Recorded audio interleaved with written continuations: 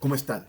Este video va a ser el primero que va a ser como un mini documental y va a tratar sobre la vida de uno de los empresarios más importantes que tuvo este país, que en vida fue Luis Banquero Rossi. Hago este mini documental porque su vida fue bastante interesante y su muerte fue una de las más extrañas en esos tiempos, y más aún teniendo el contexto en donde logró amasar toda esa fortuna, donde existen rumores de un origen bastante turbio. Antes de empezar, por favor suscríbete y dale like a la campanita y sígueme. Si me apoyas, haré más videos de este tipo. Biografía. Luis Banquero Rossi nació el 11 de octubre de 1929 en Tacna, en el seno de una familia humilde de inmigrantes italianos. Aunque pasó su infancia en su tierra natal, se mudó al norte para estudiar en la Universidad Nacional de Trujillo, donde se graduó como ingeniero químico, una carrera que años más tarde le daría una visión técnica brillante para los negocios. Tras mudarse y establecerse en Trujillo, inició su primer negocio formal vendiendo aceites, lubricantes y jabones para aviones y motores. Este emprendimiento, sumado a su experiencia previa vendiendo alcohol y latas de conserva, fue el trampolín que lo llevó a expandirse hacia Chimbote y Lima, donde finalmente construyó el imperio pesquero que lo convirtió en el hombre más rico del Perú. Banquero y Manucci. La relación con Carlos Manucci, donde un club de segunda división de Trujillo lleva su nombre en la actualidad, fue el verdadero punto de quiebre en la vida de Banquero Rossi. Todo comenzó a principios de la década de 1950 en Trujillo. Mientras Luis vendía sus lubricantes y aceites para motores, Carlos Manucci, que ya era un empresario automotriz reconocido en el norte y distribuidor de la marca Ford, vio en el joven ingeniero químico a un tipo extremadamente hábil, trabajador y con un olfato único para las ventas. La oportunidad dorada llegó cuando Manucci y sus socios adquirieron una pequeña y quebrada fábrica de conserva de pescado en Chimbote, llamada Florida. Como no sabían cómo manejar la parte técnica ni reflotar el negocio, Manucci pensó de inmediato en Banquero. Le propuso un trato: encargarse de la administración y de la distribución de las conservas a nivel nacional. Banquero Rossi en ese momento no sabía nada de pesca, pero le sobraba audacia. Aceptó el reto, viajó a Chimbote, se metió de cabeza en la planta y, aplicando sus conocimientos de ingeniería química, optimizó la producción y convirtió la fábrica en un éxito rotundo. Ese encuentro con Manucci no solo fue su introducción al mundo de la pesca, sino el trampolín que le permitió, poco tiempo después, comprar sus propias embarcaciones, fundar la pesquera Los Ferroles y empezar a construir el imperio de la harina de pescado que lo hizo mundialmente famoso. Ahora, quiero hacer un paréntesis. Según mi abuelo, quien trabajó en una empresa de fertilizantes, Manucci y Banquero habían ganado estas fortunas traficando el látex de opio, ocultándolos en la mercancía que ellos mismos vendían. Pero lamentablemente esto no lo puede corroborar a ciencia cierta. Pero lo traigo a acotación debido a que él viajaba por todo el Perú y siempre escuchaba este tipo de historias y que se repetían frecuentemente. Y ustedes saben, cuando el río suena es porque piedras trae. El auge de Banquero Rossi. El auge de Luis Banquero Rossi en el negocio pesquero fue un fenómeno meteórico que transformó no solo su vida, sino la economía de todo el Perú, convirtiendo al país en la primera potencia pesquera del planeta. Tras el éxito reflotando la fábrica de Manucci, Banquero entendió que el verdadero oro no estaba solo en las conservas para consumo humano, sino en la harina de pescado, que en ese momento tenía una demanda brutal en el mundo como alimento para animales. Su ascenso definitivo se sostuvo en tres pilares clave: en el nacimiento de su imperio, que fue en 1965, con apenas 26 años, compró su primera fábrica de harina de pescado en Chimbote y fundó la pesquera Los Ferroles. Chimbote pasó de ser un puerto tranquilo a convertirse en la capital pesquera del mundo, un imán de inmigrantes y de dinero que trabajaba las 24 horas. Integración vertical. Banquero no se quedó solo con las plantas procesadoras. Para no depender de nadie, compró sus propias flotas de barcos bolicheros, construyó sus propios astilleros para fabricar y reparar esos barcos e incluso fundó una empresa para comercializar y exportar el producto directamente al extranjero. Y el boom mundial, que para inicios de la década de 1960 sus empresas procesaban millones de toneladas de anchoveta. Banquero Rossi llegó a liderar la Sociedad Nacional de Pesquería y se convirtió en el hombre más rico del Perú. y en uno de los magnates más influyentes de toda América Latina. Su éxito fue tan grande que la revista argentina Primera Plana lo bautizó en su portada como el Rey de la Choveta, un título que definió la época dorada del mar peruano. Su misteriosa muerte. Esta va a ser la parte más larga del video, pero quédate, te prometo que va a estar bastante interesante. El 1 de enero de 1972, el Perú amaneció con una de las noticias más impactantes del siglo. Luis Banquero Rossi, el hombre más rico del país, había sido brutalmente asesinado a sus 42 años. El escenario de crimen fue su casa de campo en Chacacayo, un lugar donde el empresario buscaba un respiro del bullicio de Lima y de la suite del Hotel Crillon donde solía vivir. Lo que debía ser un tranquilo inicio de año se convirtió en un baño de sangre. Banquero fue emboscado dentro de la vivienda, recibiendo golpes contundentes en el rostro y múltiples puñaladas que terminaron con la vida en el acto. En la propiedad solo se encontraba una persona junto a él, su secretaria personal, Eugenia Cesarego, una mujer elegante con quien el magnate compartía una relación de extrema confianza. La policía actuó con rapidez y detuvo al hijo del jardinero de la casa, un joven de 20 años llamado Juan Vilca Carranza. El muchacho confesó el crimen casi de inmediato, asegurando que el móvil había sido el robo de dinero. Eugenia Cesarego también fue arrestada y acusada de complicidad en el asesinato. Aunque ambos fueron condenados a prisión, el caso estuvo plagado de contradicciones y cabos sueltos que el periodismo de la época no tardó en cuestionar.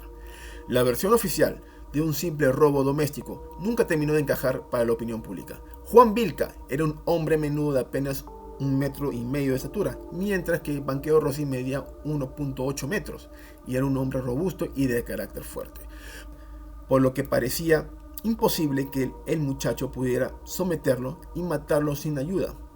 Además, las pericias forenses sugirieron que el cuerpo del empresario presentaba marcas que indicaban que pudo haber sido maniatado antes de ser ejecutado, lo que levantó sospechas de que la escena de crimen había sido manipulada para ocultar un complot mucho mayor.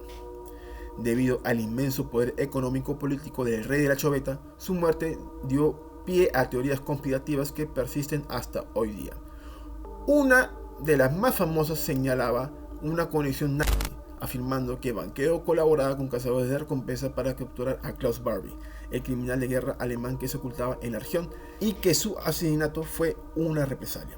Otra teoría apuntaba al gobierno militar de Juan Velasco Alvarado, ya que la dictadura nacionalista veía con recelo el poder del magnate y, pocos meses después de su muerte, procedió a estatizar por completo la próspera industria pesquera que él había construido.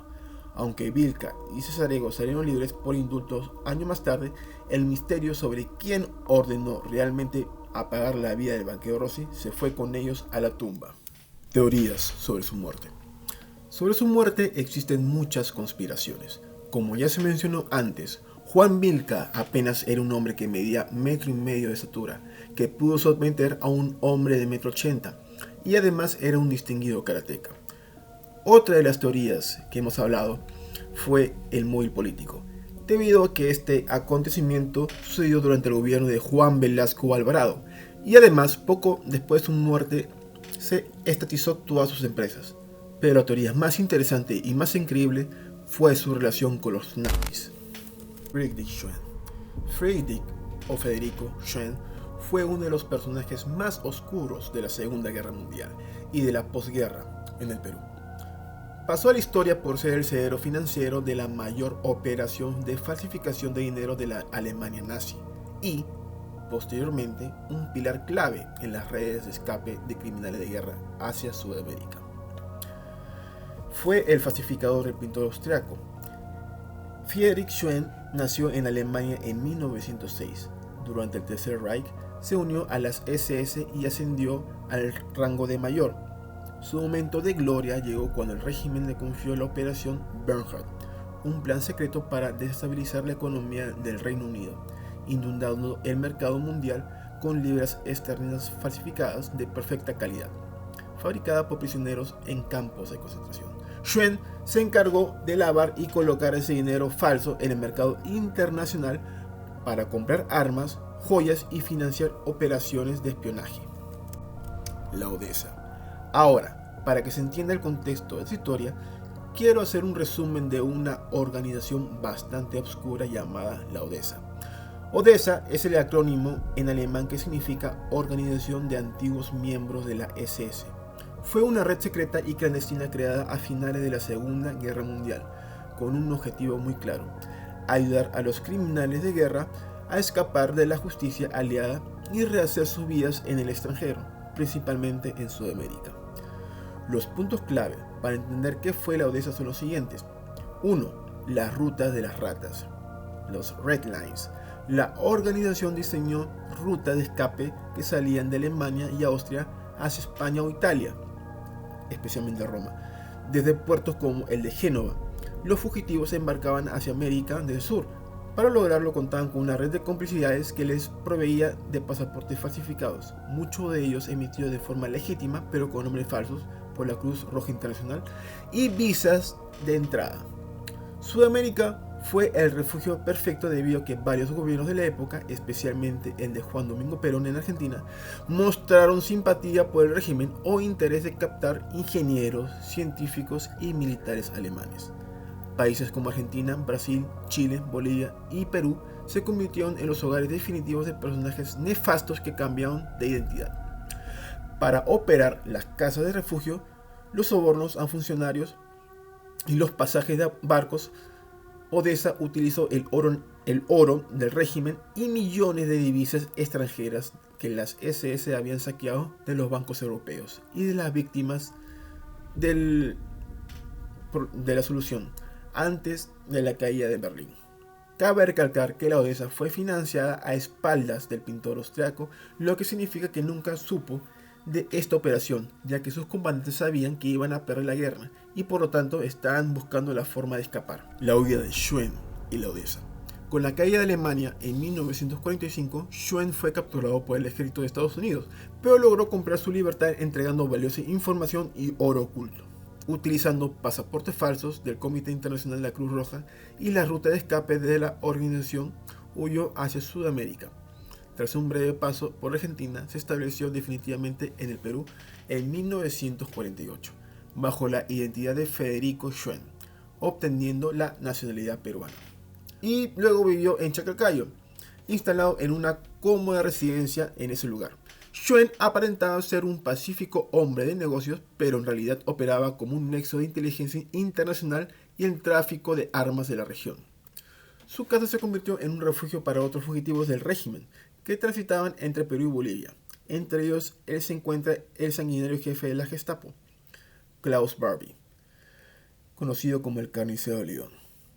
Para financiar su estilo de vida, Schwen montó una red de chantaje y extorsión, recopilando secretos de políticos y militares peruanos de alto rango, lo que le garantizó impunidad durante décadas. El supuesto vínculo del banquero y la Odessa. La hipótesis de que Luis Banquero Rossi lavaba dinero para la red nazi Odessa es uno de los capítulos más oscuros y debatidos en la historia financiera del Perú. Un mito nacido en los pasillos del periodismo de investigación tras un misterioso asesinato. Para entender el origen de esta teoría es necesario mirar el entorno del magnate. Su vecino colindante en Chaclacayo era Friedrich Schwen, el mayor lavador de activos de la SS durante la Segunda Guerra Mundial, quien vivía en Lima dedicándose al contrabando de divisas, la extorsión y el amparo de fugitivos como Klaus Barbie. Al ser banquero, el hombre con mayor liquidez y movimiento comercial en el Perú, el cruce de sus caminos era una línea de investigación inevitable. La teoría difundida con fuerza por el escritor Guillermo Thorndike en su célebre libro El caso banquero, sostenía que el crecimiento meteórico del imperio pesquero no se debió únicamente a la habilidad del empresario, sino a una inyección masiva de capital oculto de la Odessa. Según este planteamiento, la red nazi necesitaba limpiar los fondos rescatados de Europa, introduciéndolos a una industria ilícita y con un flujo constante de exportaciones, como lo era la harina de pescado. Banquero habría funcionado como el socio perfecto para mover esos activos de gran escala internacional, camuflando el dinero del régimen bajo el amparo de la exportación legal de anchoveta. La traición en las oficinas de Banquero. Luis Banquero Rossi tenía como hombre de confianza en una de sus empresas navieras a un alemán afincado en el Perú, llamado Herbert John. Lo que Banquero probablemente no sabía al principio es que John era un informante clave y colaborador activo de los famosos cazadores de nazis, Serge y Beate Clatford en Europa. Herbert Young comenzó a investigar a su entorno y descubrió que el vecino del banquero, Friedrich Schwann, recibía constantes visitas de un hombre que se hacía llamar Klaus Allman. John ató cabos y confirmó que Allman era en realidad Klaus Barbie, el carnicero de Lyon, uno de los criminales de guerra más buscados del planeta por sus sádicas torturas en Francia durante la ocupación del Tercer. Utilizando el anonimato, la protección y las propias máquinas de escribir de la oficina del banquero Rossi, Herbert Young redactó los informes detallados y las cartas enviadas a París que revelaban la ubicación exacta de Klaus Barbie entre Perú y Bolivia. Cuando la red Odessa, liderada operativamente en la región por Schwann y Barbie, interceptó o descubrió que las filtraciones provenían directamente del entorno del banquero, entraron en pánico. Para estos, el magnate pesquero no era una víctima cualquiera, era el hombre más poderoso del país. Pensaron que el banquero Rossi estaba enterado de todo, que respaldaba económicamente a Herbert Young y que estaba usando su inmenso poder político e influencias para facilitar su captura y extradición a Europa. Al verse acorralados y con la soga al cuello, los jerarcas de la Odessa habrían decidido aplicar la disciplina interna de la SS, eliminar la amenaza de raíz de la forma más violenta posible para enviar un mensaje contundente a cualquiera que intentara cazarlos. En la noche del crimen, un comando armado vinculado a la red habría entrado a la casa de campo, torturado y ejecutado a banquero Rossi, para evitar un escándalo internacional que pusiera los ojos del mundo sobre los nazis escondidos en el Perú, obligaron bajo amenaza de muerte al joven e indefenso hijo del jardinero, Juan Vilca Carranza, a asumir toda la culpa del asesinato, montando una escena de robo doméstico que la policía peruana, presionada por el impacto mediático, prefirió aceptar rápidamente para cerrar el caso. En resumen, Odessa supuestamente mató a banquero Rossi porque lo consideraron una amenaza mortal para su libertad, creyendo que el magnate era el cerebro detrás del operativo que estaba a punto de enviar al carnicero de Lyon a una cadena perpetua en Francia. El otro supuesto motivo de la muerte de banquero. Existe otro rumor muy fuerte, el ajuste de cuentas financiero. Se dice que Luis Banquero Rossi descubrió que el dinero inyectado por Friedrich Schwann y la red Odessa era plata caliente del expolio nazi, que nadie podía reclamar ante la justicia. Aprovechando su inmenso poder, el magnate supuestamente decidió cerrarles el caño, quedarse con las fábricas y barcos que financiaron y cortar lazos con ellos, pero subestimó a sus prestamistas. Para los criminales de la SS, esa fortuna era vital para pagar sobornos y mantener oculto a Klaus Barbie. Al verse desvalijados, la red Odessa habría enviado un comando a Chaclacayo para ejecutar al rey de la Anchoveta. No fue un robo doméstico, fue una venganza letal para recuperar el control de su estructura y dejar claro que nadie se quedaba con el botín del pintor austriaco. Conclusiones. Sin embargo, a pesar del atractivo de esta trama de espionaje, la historia oficial y las auditorías posteriores desarmaron la tesis de lavado de activos. Cuando el gobierno militar de Juan Velasco Alvarado estatizó la pesquería poco después de la muerte del magnate, las cuentas y transacciones de sus empresas fueron revisadas con lupa y no se encontraron inconsistencias que apuntaban a capitales del Tercer Reich. El éxito de banquero estaba perfectamente documentado desde sus inicios, con Carlos Manucci, apalancado por créditos bancarios locales y un contexto del boom mundial donde los márgenes de ganancias eran, por sí solos, astronómicos. Más que un esquema de lavado de dinero consentido, las investigaciones contemporáneas apuntan que la verdadera relación entre el banquero y los nazis de Chaclacayo fue de espionaje y de extorsión. Friedrich Schwann y Klaus Barbie descubrieron que un empleado de confianza del magnate, el alemán Herbert Young, usaba las oficinas y recursos del banquero para delatarlos ante los cazadores de los nazis en Europa.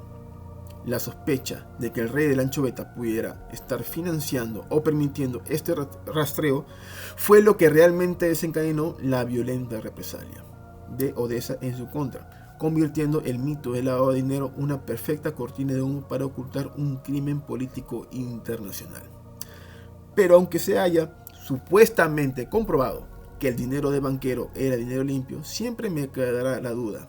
Es demasiado difícil creer que casi a sus 30 años haya creado una fortuna de 30 millones de dólares de la época, que ajustado a la inflación de hoy, serían alrededor de unos 469 millones de dólares. de una forma tan rápida, y más aún teniendo en contexto de los años 70, que la fiscalización financiera era más primitiva y era más fácil el lavado de activos y el tráfico de este tipo de sustancias. Pero bueno, saca tus propias conclusiones. Esto fue el capítulo de Cuenta. Espero que te hayas quedado hasta acá. Suscríbete y comparte el video. Muchas gracias. Bye.